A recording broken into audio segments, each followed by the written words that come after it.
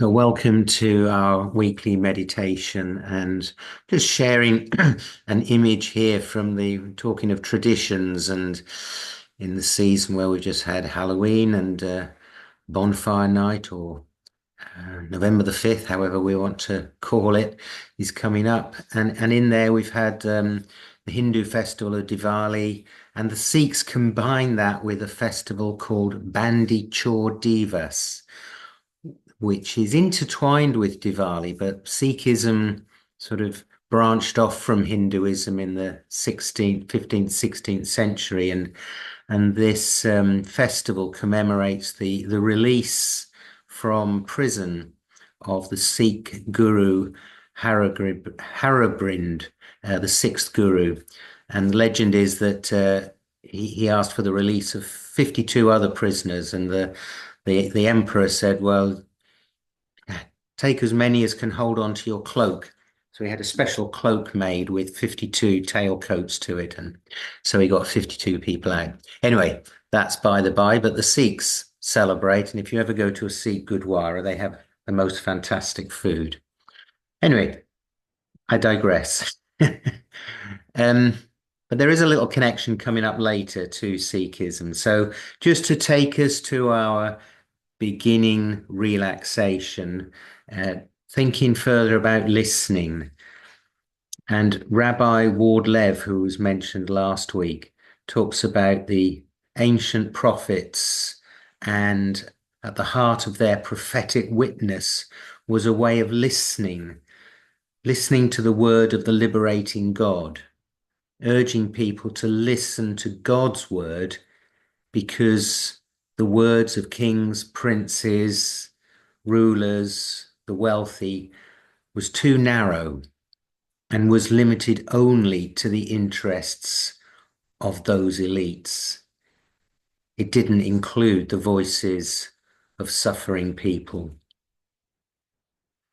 So we'll take that thought with us to our later contemplation. But for now, go through your own routine of finding a comfortable position, sitting or lying, supported, undisturbed,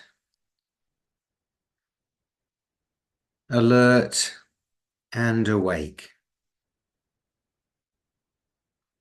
And either close your eyes or lower your gaze. And we'll take a few moments to bring the focus, bring the attention to the body. Just noticing any parts of the body that draw your attention to them, whether that's an ache or a part that feels healthy and alive, or a part that you want to give particular thanks for.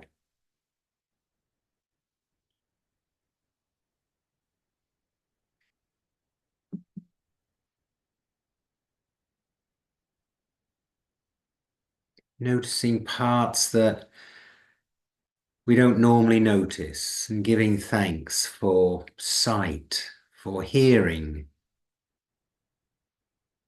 for feet that bear us up,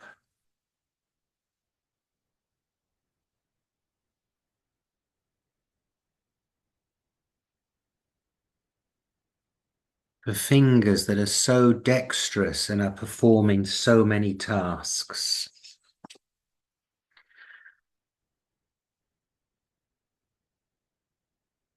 And so we bring our attention now, as usual, to our breath and notice any sensations there. Maybe you can feel and sense the rise and fall of the chest and abdomen.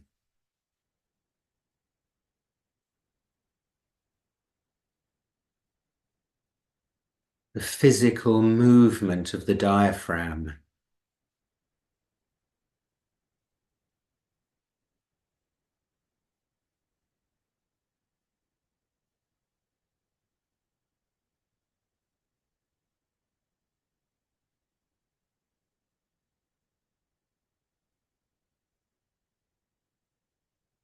or hear the sound of air entering through the nostrils and leaving through the mouth.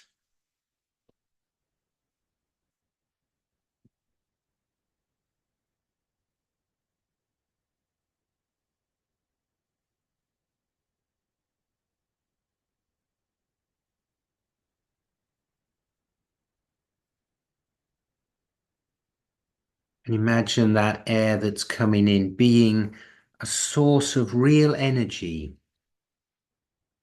revitalizing energy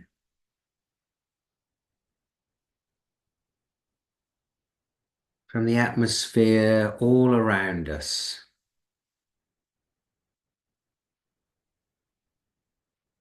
Breathing in and filling up and energizing.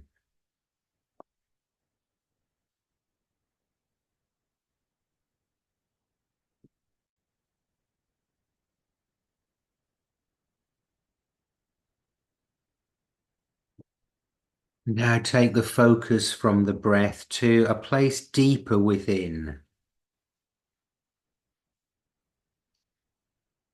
a secure sanctuary away from the incessant mind, away from the creating of lists to do, away from worrying about what hasn't been done. Take yourself along your corridor or down the stairs to an inner room, to the heart center.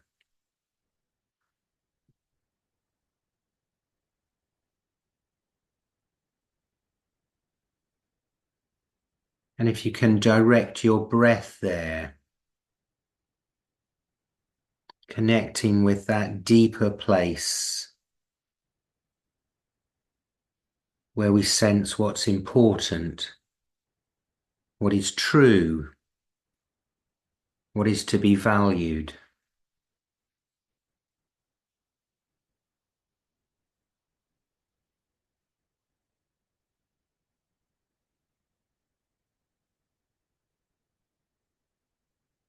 One of those things to be valued, I suggest, as the prophets urged, a conversation that listens and addresses the needs of the poor and the disadvantaged, listening to those who are vulnerable, in need, in poverty.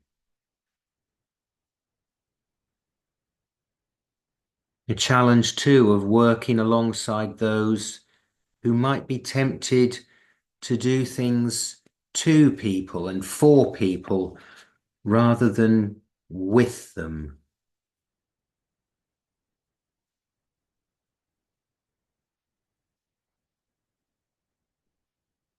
Even within the church, there is this concern of listening. The Bishop of Chelmsford, who was brought up in Iran, says that she's troubled at the emphasis of the church on growth,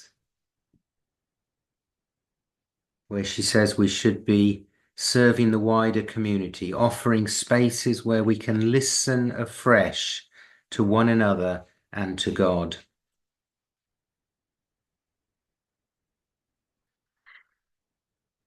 And then what about listening to those with whom we disagree? Our old friend Father Richard Rohr recalls how during his talks someone often may say, I disagree with what you just said, but often they weren't listening, they didn't understand, and they didn't have the humility to ask, did I hear you correctly? Very often Richard Rohr says, it's actually having the need and the right to attack you. They know what they're saying.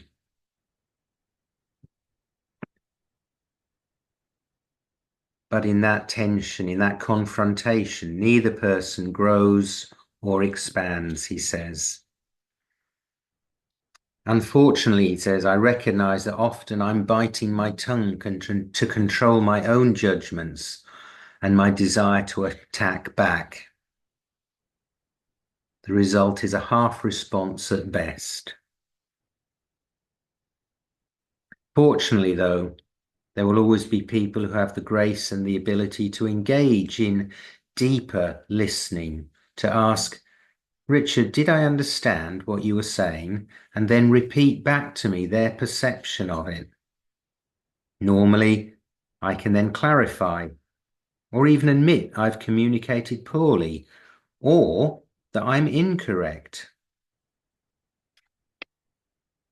He concludes, when we can listen and respond in that way, each person is treated with the respect and dignity they deserve as children of God. Each person feels heard, and misunderstandings are clarified compassionately.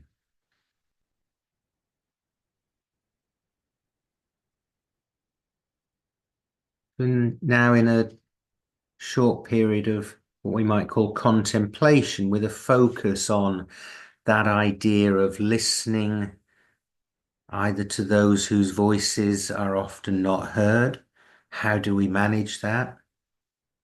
Or listening to those with whom we disagree. Notice anything that arises.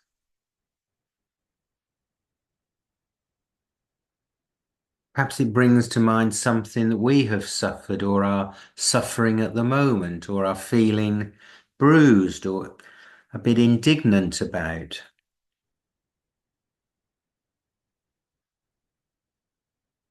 Or a person with whom you know you disagree.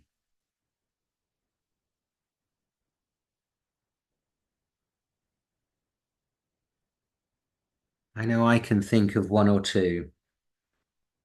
Can we extend compassion?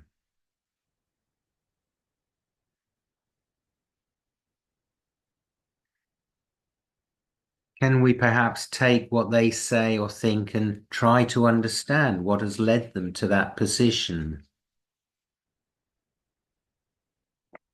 Not to agree, but to understand. Not to polarize, but to establish connection.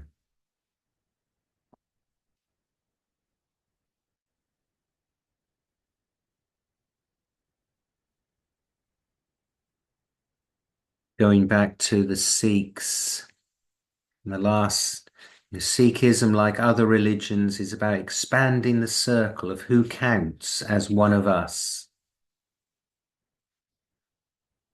And a Sikh activist, Valerie Kaur, writes, I believe that deep wisdom resides within each of us. Some call this voice by different sacred names. Others think of this voice as the intuition one hears when in a calm state of mind. Whatever name we choose, listening to our deepest wisdom requires disciplined practice. The loudest voices in the world right now are ones running on the energy of fear, criticism. And the voices we spend the most time listening to in the world and inside our own minds shape the way we see, how we feel, what we do. But when I spend time listening to people who are speaking from their deepest wisdom, I can feel understanding, inspiration, and energy nourish the root of my own wisdom.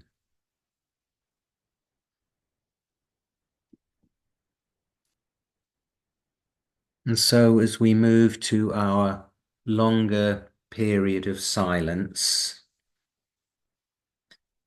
thinking that listening as an essential practice along the liberation journey, listening to others whose voices are not heard, listening to others who may be strident and with whom we disagree.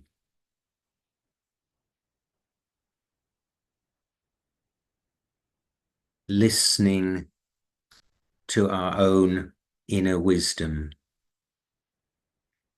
Deep listening challenges our internal status quo. Like the biblical prophets and people who live in their tradition, all those of us on a liberation journey are called to listen, to learn, and then to act. And we'll lead into our longer silence with a Taizé chant, Ubi Caritas.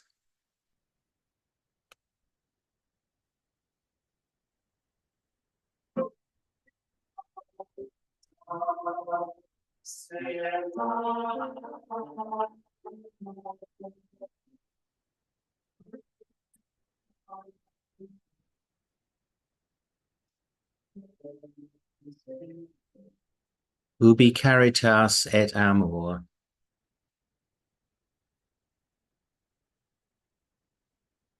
Where charity and love are, Deus ibi est.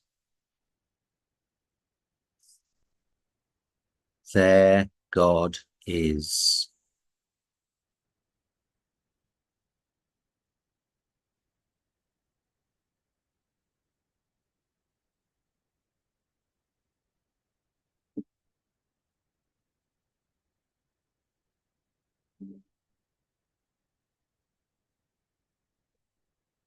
So in the silence, sit quietly in that inner room, listening to your inner wisdom, or contemplating on how we might listen to others.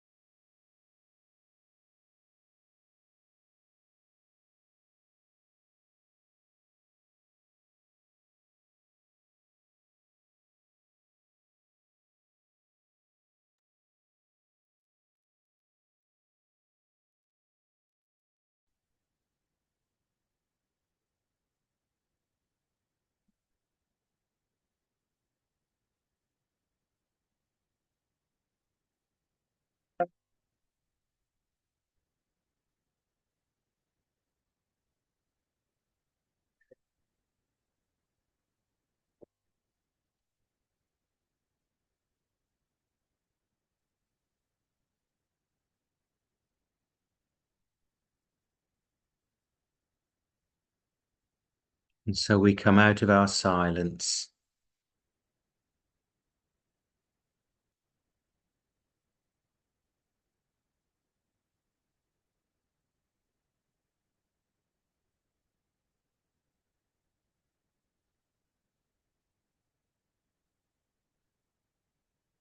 bringing attention back to the present.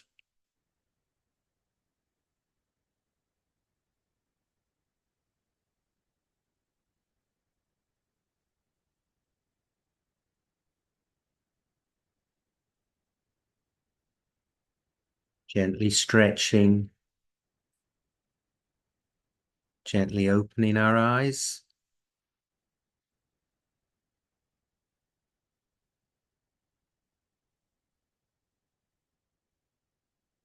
and a closing prayer in the form of a poem, Echoes of the Heart. In the realm where listeners dwell, echoes of the heart do swell.